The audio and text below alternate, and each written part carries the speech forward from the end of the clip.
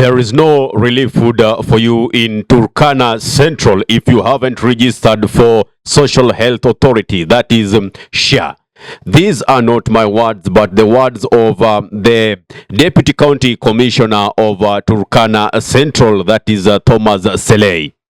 So my question is, since when did it become a condition for you to do something, for you to get another government service, or could we call it a favor?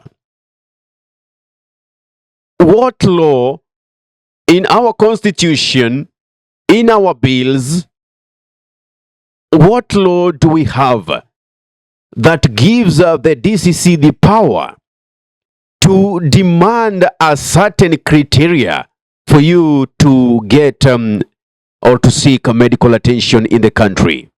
Could somebody please refresh my brain with facts and logics to tell me that it is well enshrined in our constitution that you have to meet this criteria for you to access a medical care? For instance, 600 bags of relief food have been given to Turkana Central, but for the residents to acquire these, now imagine. In fact, let me play this video before we go far away so that you may understand the reasons as to why I'm agitated. Kabla hujakuja kuchukua chakula kwa chief kutoka kesho, kwa sababu kesho ndio tunaanza. Condition ya kwanza SHA. Condition ya pili SHA. Na condition ya mwisho SHA ndio uchukue chakula. Ama kwa sababu tunataka kuhakikisha kila mtu wako kwa SHA. Well, you've seen with your eyes and heard with your ears that these are not my making. These are people who cannot afford basic commodities, food, shelter, clothing. They cannot afford that. These are people, even if we can't even say below $1, their per capita income is less than $1. We can't even say less than 50 cents, you know, because they literally got no money to buy literally anything. They depend on relief food. Then this a person, you are insisting to them that they should first register in SHA for them to access this relief food. Can you tell me the lowest someone is paying in SHA? It is not less than 300, I think, monthly contribution. Now, you are saying that some of you are being deducted this money and the government is going to pay for you if you're not capable of paying. I want anyone in the comment section, kindly, if you are one person who was really unable to pay for your medical bill and the government came in through for you, tell me. Without contribution, without you registered for SHA, you've never contributed anything, you went to the hospital and you are given medical attention. Prove to me. Because as far as I'm concerned, I'm yet to get people who are saying that SHA has worked for them. Honestly, is it this a man-eat-man society that we are living in? What does this regime want with us, the citizenry? Do you want to see us dead?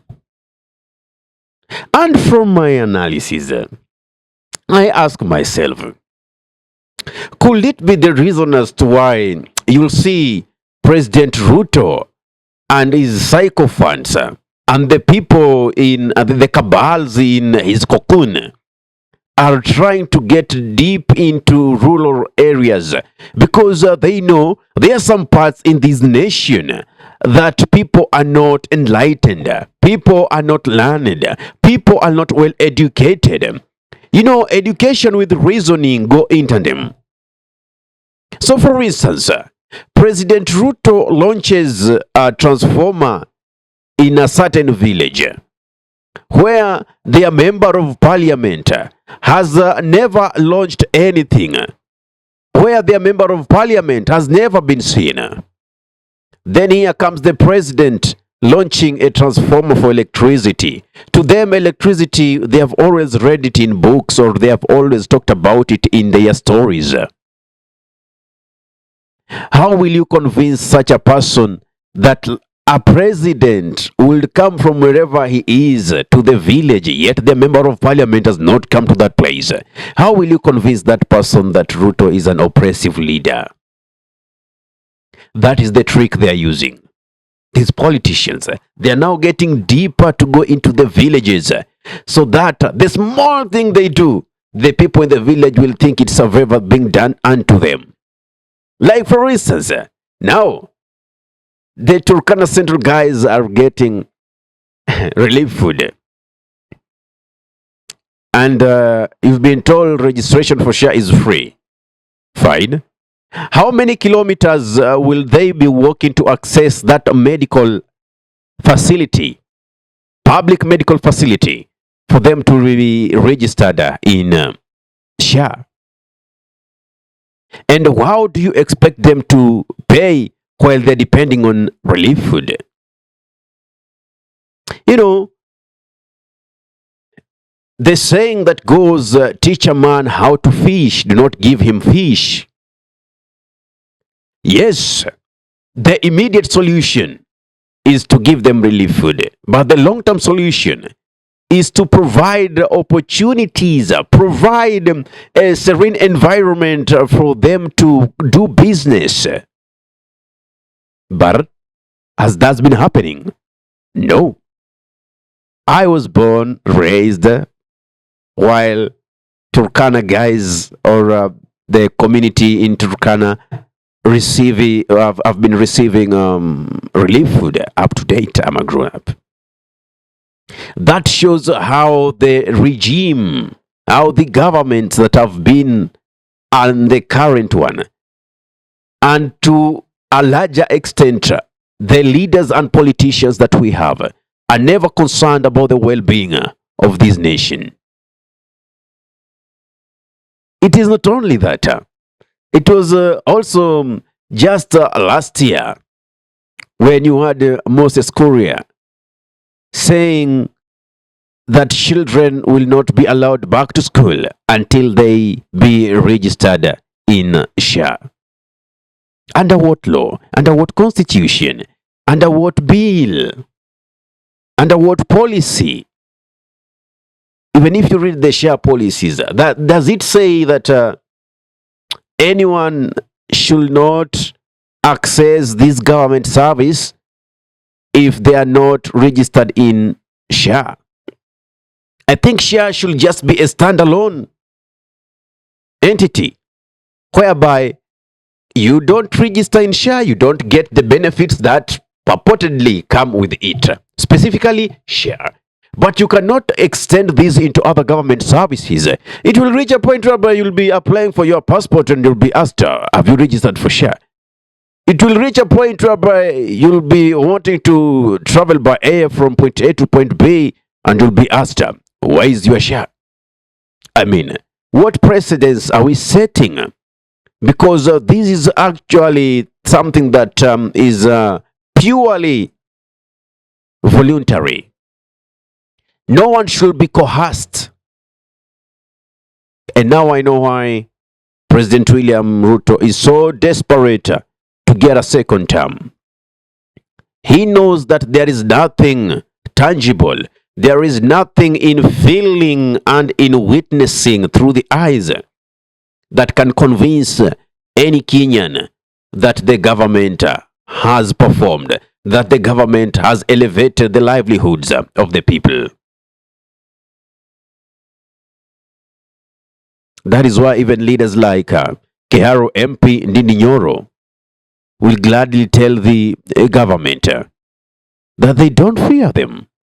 Because absolutely, they have tried to divide the mountain, and that's like using a razor blade to divide the mountain, but that cannot happen. Maybe if they try other regions. And that is why you see the capital of politics, which is a tribalism. has started being played. The last time the tribal politics did shook this nation was 2007 when people went to post-election violence.